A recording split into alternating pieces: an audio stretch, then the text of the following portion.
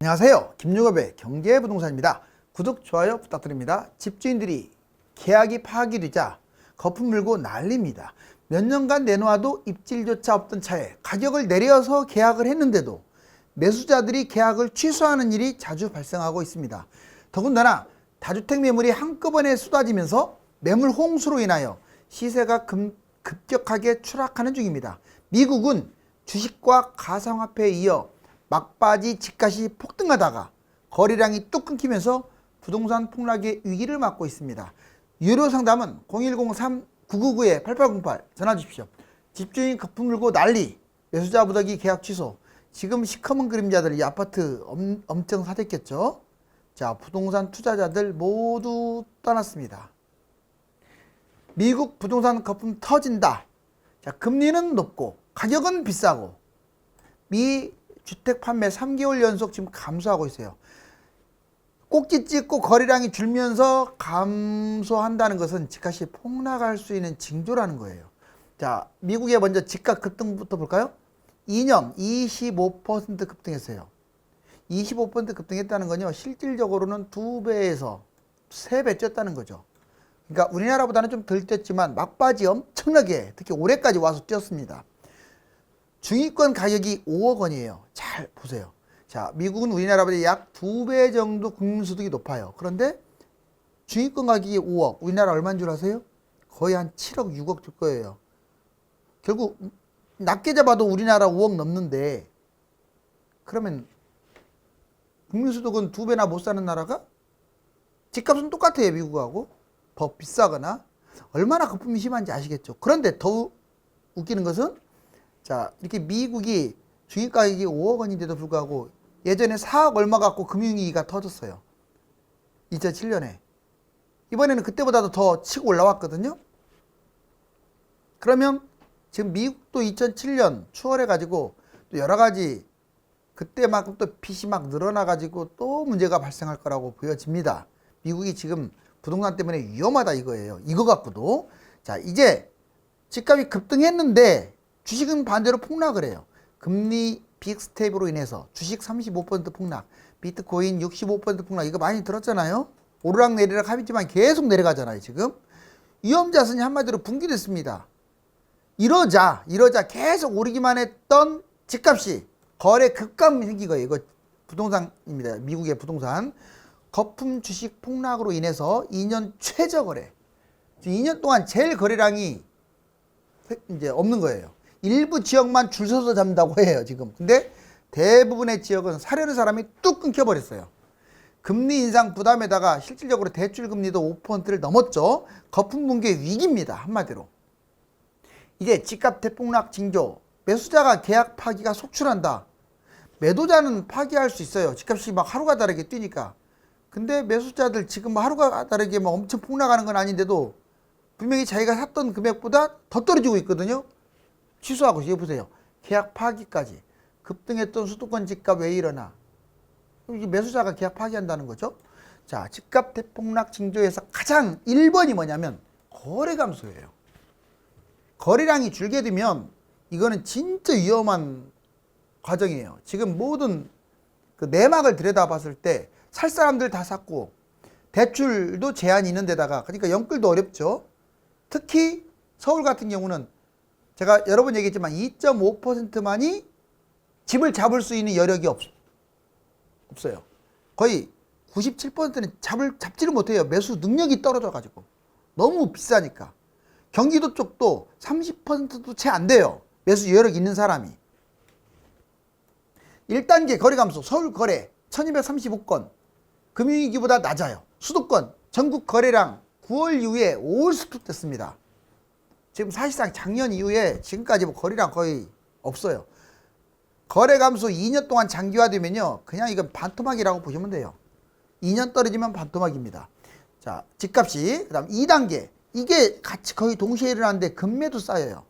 집값 폭등, 매수자 능력 부족하고 대출 제한 이런 문제가 있다고 했죠. 매도가 안 되니까 매물이 쌓이고 금매 증가. 여기에 이번에 다주택자들이 가세했죠. 이제 법인들의 매물도 막 증가하고 있고 하락이 가시화되고 있는 중이에요. 지금은 이제 집값 하락까지 이 금매 적재가 이어지고 있는데, 3단계 집값 폭락, 매수자 실종이 가장 큽니다. 집값이 떨어지더라도 받쳐만 주면 좋은데 매수자가 없어버리면 그냥 낙하해버리는 거예요. 거래 감소, 금매 적체, 집값 폭락순으로 가고 있는데 집값 거품 플러스 금리 인상 플러스 경기 침체, 이런 복합적 원인이 작용한 거예요. 하락 기간하고 하락폭에 비례합니다. 예측은 2년에서 5년 폭락으로 예상하는데 1년 떨어지면 한 30% 이상, 2년 정도 떨어지면 한 40% 이상, 3년 이상 떨어지면 그건 반토막이에요. 이것 때문에 또 집값 올라간다라고 하는 분들이 많아요. 제가 그걸 명쾌하게 깨줄게요. 자, 집값 또 상승한다.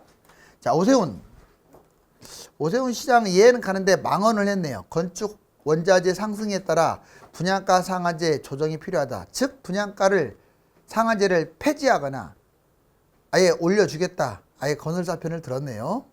집값이 조금 지금 안정화되고 있으니까 이 말 한 것 같아요. 자, 여러분들 이 집을 지을 때 물론 지역마다 좀씩 다르지만 평균적으로 뭐 신도시라든가 이런데 집을 지을 때 여러분들 이게 그 땅값하고 건축 원자재 이것만 있는 게 아니에요. 뭐 인건비도 있고 여러 가지가 있는데 냉철하게 말하면요. 냉철하게 말하면 대부분의 집은 이 원자재는 미미한 영향이에요. 그러면 무엇이 영향을 주느냐? 엄청나게 이익을 뽑아먹으려고 그 탐욕스러운 건설사가 분양가를 비싸게 때리는 거예요.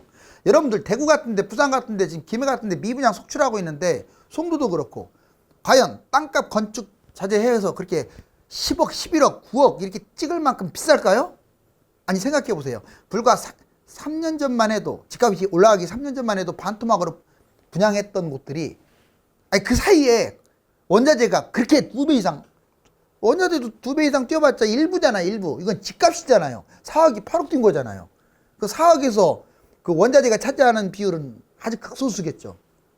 집값 2배 뛰었다고 그냥 분양가를 2배 올려버리는 거예요. 그냥. 이때 아니면 언제 흥지하겠냐. 그리고 더 웃기는 것은 새 정부가 분양가 상한제 폐지한다고 하니까 늦춰요. 지금 계속. 그리고 오세훈은 또 거기에 장단 맞추고 있고. 저는 항상 중립이에요. 제가 민주당도 엄청 비판 많이 하죠. 오늘은 오세훈이 좀 욕 좀 먹어야 돼요. 이거는 건축 원자재 가격을 올리는 문제가 아니에요. 얼마나 폭리를 취하는데요. 그 폭리 취하는 것은 눈 감아주고 그냥 조금 원자재 올라간다고 해서 분양가를 올려? 지금 얼마나 비싼데 분양가가요? 자 보자고요. 원자재 상승, 물가 상승, 공급 부족에 대해서 깨줄게요. 자 주장. 이들이 주장하는 것은 원자재 상승으로 분양가가 인상하면 집값이 뛸 것이다. 자 볼까요?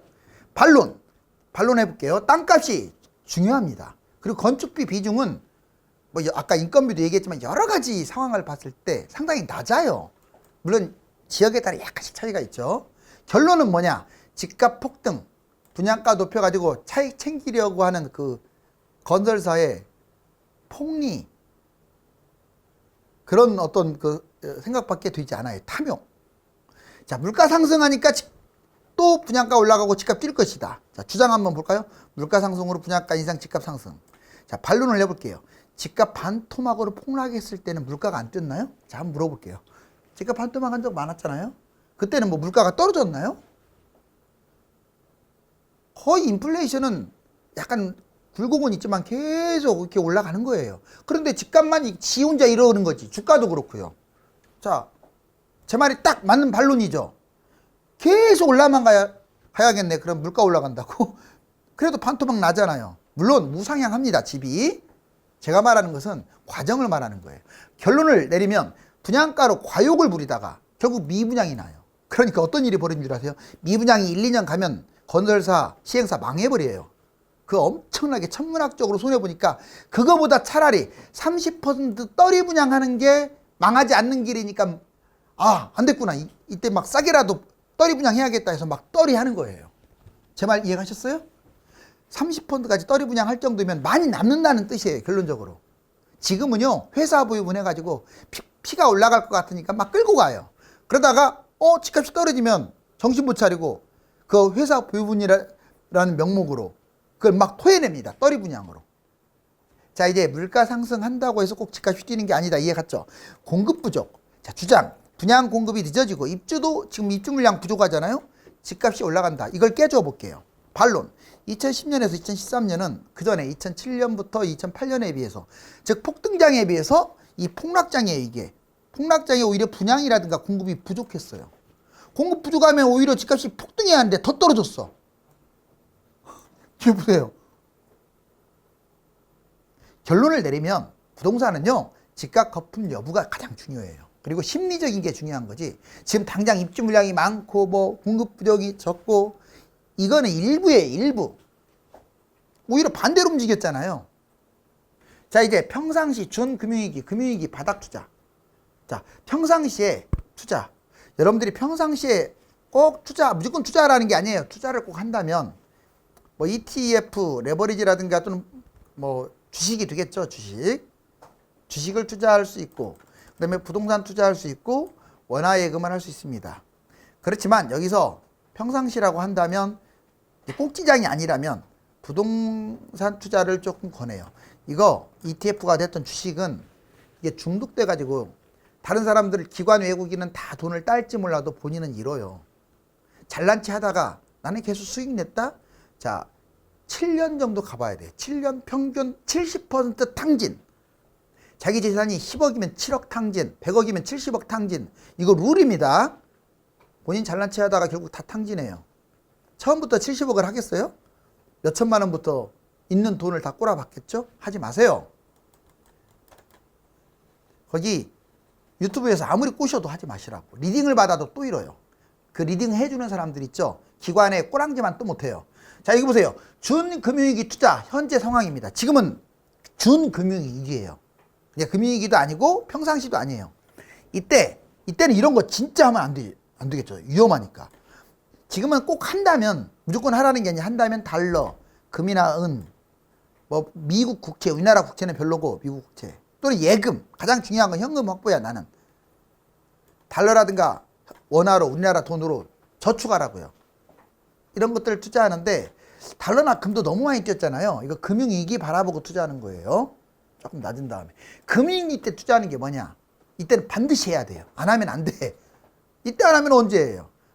이제 금융위기라는 말은 금융위기가 터져서 바닥까지 갔을 때 부동산 투자가 1번인 거예요. 그 다음에 주식 투자해도 돼요. 이상한 거 잡지 마세요. 괜히 주변에서 뭐 엉뚱한 거, 테마주. 그냥 삼성전자만 잡으세요. 모르면. 알았죠? 5위권 안에 들어가는 거.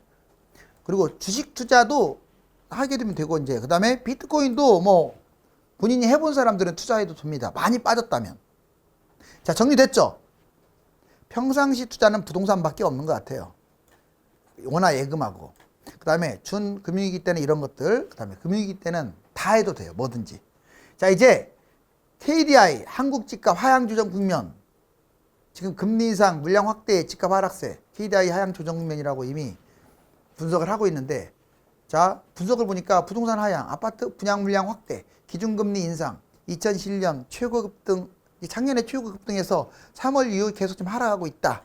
이 말이 지금 맞잖아요. 어느 정도. 대출금리 4%까지 급등했었는데 주담대 최대 7%까지 올해 안으로 찍을 것 같아요. 지표 하락, 미분양은 급증하고 있습니다. 지방은 아주 심각해요.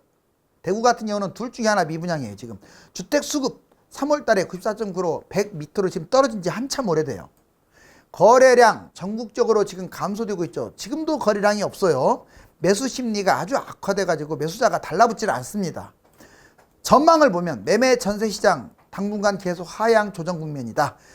지금 전세도 하향이 마이너스예요. 다만 이제 6월 달에 그때 어떻게 될 거냐를 좀 봐야겠어요. 지역별, 분기별, 공급량 차이, 변동성. 중장기적으로 집값이 하방 압력. 지금 너무 많이 뛰었기 때문에 위험하다는 거예요. 뛴 게 없다면 뭐로 잡으라고 하겠어요. 주식도 뛰었잖아요. 2000에서 놀다가 지금 2700이잖아요. 3300에서 보면 떨어졌지만 가상화폐는 미친 듯이 뛰었잖아요. 거의 1000배 뛰었다고 보시면 돼요. 5년 동안. 1000배가 뭐야? 더 뛰었어요. 반토막밖에 안 난 걸 왜 잡아요? 자, 이제 넘어가면 수도권 부동산 시장 사이클 최고 위험 단계라고 지금 말씀드렸는데, 자, 리치고 팀의 김기현 씨 보니까 제 주장하고도 비슷해요.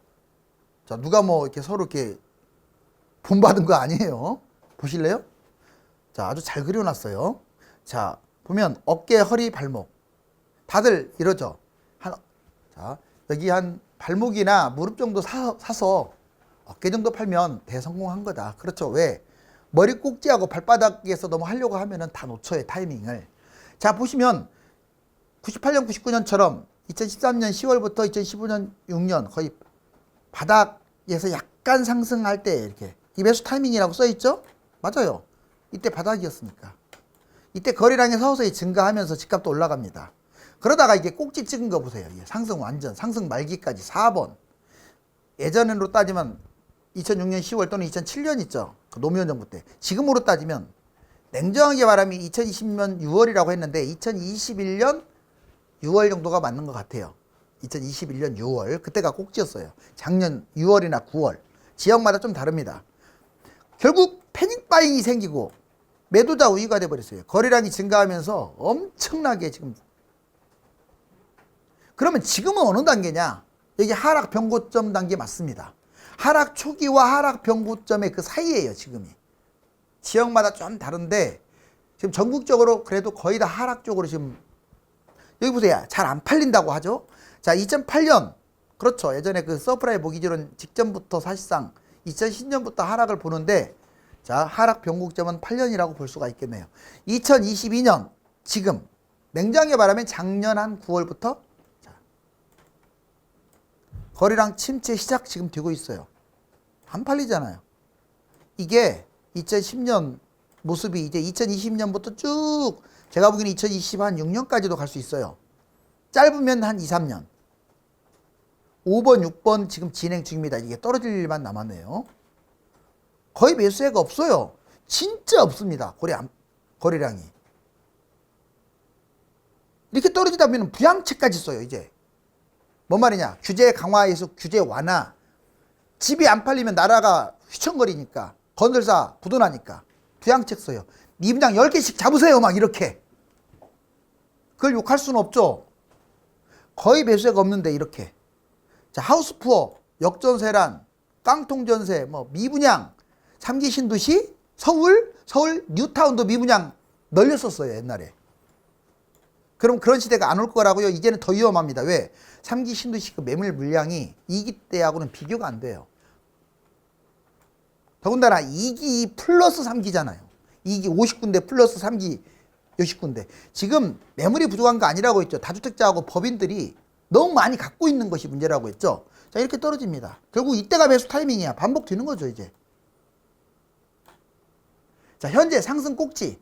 여기 보시면 이게 86년부터 91년 꼭지 찍고 쭉 내려왔다가, 자, 내려왔다가 다시 2002년부터 쭉 올라갑니다. 물론 도중에 또 하락 한번 있긴 하지만 그냥 크게 2008년 정점 찍고 내려온 거 보이죠? 14년부터 올라가기 시작을 해서 22년까지 계속 올랐다고 보면 돼. 지금은 약간 처음으로 꺾였습니다. 이거 한번 보실래요? 이게 0이에요, 0. 0인데 올라간 거. 솔직히 여기 조금밖에 안 올라간 것으로 보이는데 이거 원래는 이만큼 뛰었어요. 한국감정원이 조작했다고는 말씀 안 드릴게요. 아무튼 자, 여기 하락도 생각보다 많아요. 이렇게. 여기 파란색 보세요. 그럼 지금은 내려갈 일밖에 없네요. 그러면 어디가 많이 빠지느냐? 대구시 중구가 1등으로 빠지고 있어요. 여기 2.87은 이미 이게 누적된 거니까 이미 한 20% 이상 빠졌다고 보시면 돼요. 경기도 화성시, 세종시, 대구시 달서구, 경기도 의왕시, 경기도 고양시 덕양구, 울산시 중구, 충청북도 청주시 청원구, 대구시 달성군, 대전시 서구, 경상북도 포항시 북구, 전라남도 여수시, 경기도 수원시 권성구, 경기도 안양시 만안구, 광주시 동구, 충청남도 천안시 서북구, 대전시 유성구, 경기도 수원시 영통구, 부산시 북구, 경기도 성남시 수정구. 지금 말씀드린 것은 전국 단위로 그 구 단위 또는 조그마한 시 단위에서 지금 순서대로 뽑은 거예요. 아주 위험한 곳이 이것은. 뭐 여기만 이렇게 빠지겠어요? 이제 다 따라가겠죠. 진짜 심각하죠. 전국 수도권 집값 하향세 지속. 어우, 지금 이렇게까지 올라왔어. 진짜 많이 올라왔잖아요, 여기 보면. 그러다가 지금 현재 마이너스에서 올라가는 듯하다가 또 꼬리 밑으로 0 위를 회복을 못하네요. 다 지금 여기 보세요. 경부 루트를 봤더니 인천은 지금 너무나 많이 지금 빠졌어요. 인천, 서울, 경기, 세종, 충남, 대전, 대구, 부산까지. 자, 이제 이 부동산이 추락하는 모습인데 여러분들이 이렇게 럭셔리하게 성공하고 싶다면 때를 기다리세요.